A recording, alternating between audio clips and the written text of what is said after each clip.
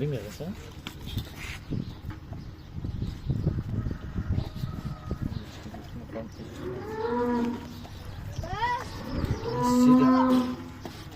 Bir o kulaklar şahsiye şunu. Tamam mı olur? Ha. Bilmiyorsan. Hadi. Yürün. Yaşanmıyoruz ya. Şey bu kadar. Evet. Kasa kıla bu tarafa. Yaxşı bir yerdə dur. Deme. Tamam, əhbərəm bir yerdən bir yerə görmüş. Axır ildən axır. Bir yerdən bir Yok. Çaktın o şeyi yolladım da var.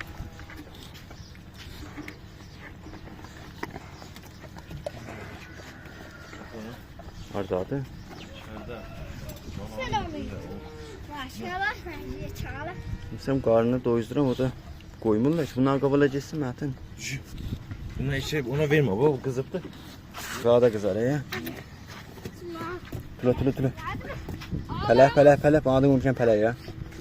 Pələ. Kuyruğunu buraya kuyruğu. Vay böyle var. Burada bunun uzunluğu var. On qavala. Yedikçe yaklaşadı. Bir yerə. Ben de sıra içeride. Yox da, onun cəqqata qopsu da qızır. Qopsunu da dəmləs qaya içəlir. Zaten o günah çok biri yoklardı onlar. Yox, göy.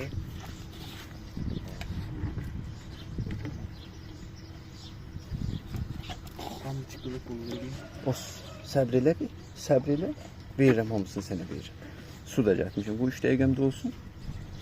Aa, opsi saatında var da hele.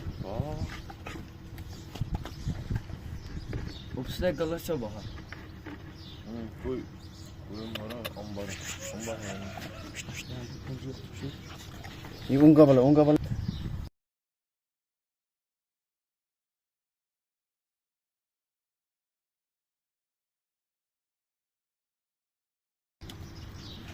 Uca aldı bu. Bir bas.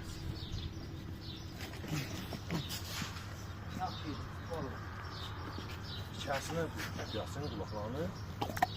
Evet yoktu da. Şuna kolu yapışa kutu attı.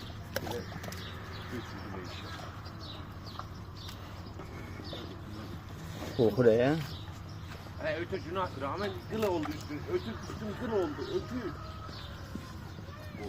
Kulağının bağlı.